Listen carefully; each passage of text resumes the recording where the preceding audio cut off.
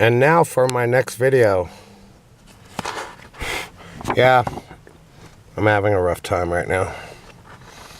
I sleep in my van, pretty much live in it. This is my studio over there. Here's Popeye. And I don't care who you are. If you have two hands and a pair of eyes and a piece of paper and a pencil, you can draw. Despite your circumstances. So if you say you don't have a place to draw, well, you can always make one. There's no excuses. You just do it. For today's video, see, look, the imprint from the P goes on to the next page, and you can just trace it and do a new version of it, and it's a pretty cleaned up drawing. Alright, today I'm drawing comics, or how to draw a comic book page. Look, I can't tell you enough how much it was drilled in us to draw thumbnail sketches. They call it thumbnail sketches because they're the size of your thumb, quite literally. And we had assignments at Hollywood Art Center School to draw 100 thumbnails before you even get to the next step. And so I was very resistant because I'm a rebel by nature. But it turned out to be really good advice. Yeah, it takes time and it's a pain. But I haven't drawn comics in a long time. And I really need this stuff for warm-ups. This would be a full page right there. Comics. I grew up on them. It's pretty much what got me into art. See, now I'm loosening up a little. Every day is different. Just the fact that you're drawing squares in a sequence means that there's instinctively a narrative.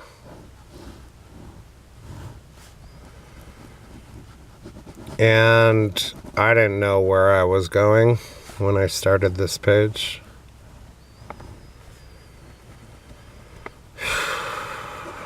You don't have to have a plan, you make it up as you go. That's how I've always done comics. I've never worked with a script before. Seems to take the fun right out of it. Am I a professional comic book artist? Not by industry standards.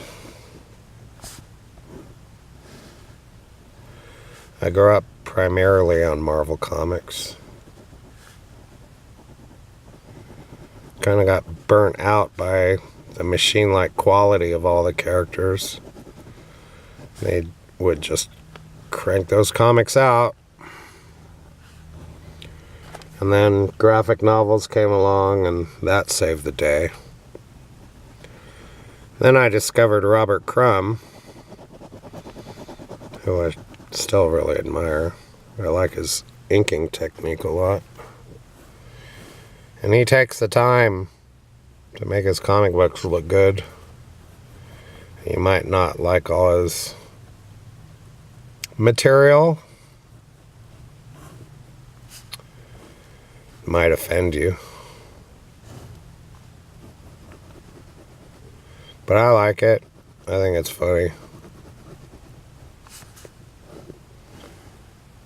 I'm not a big fan of Mr. Natural. But I like the way he draws chicks. I like his funny animal comics.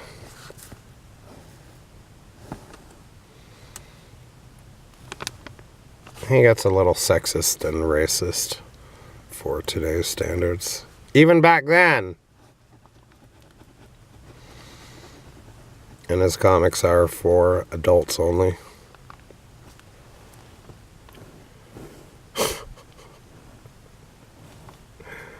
Yeah, go see the 1994 Terry Zwigoff film, Crumb. Go see that.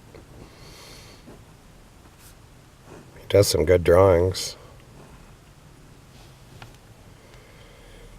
And I've begun watching Greg Crayola Simpkins on YouTube. Just type in Crayola artist. He does illustrative paintings and makes really good videos with good music. Seems to avoid the human figure.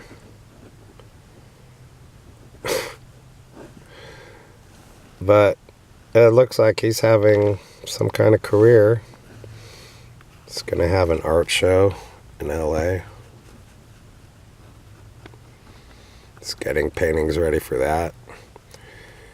He films every single painting as it's being painted. And he does a really good job, both in painting and making the video and with the artwork. I would have to say I'm a little jealous. I'm really jealous. His art isn't exactly what I would do, but that's the beauty of art. You can do whatever you want. He's such a hard worker, too. Or I'm really lazy. But I'm still going to draw. Drawing is the basis for all art. And this video is going on way too long, but there's my page. What can you do with this? Well, you can add acrylic paint to it. You can put it in the scanner and color it in with a computer. And you can pull out your pen and ink and your crow quill pen and ink right on top of this. Write words on it. Add a story. This is the basis for a comic book page.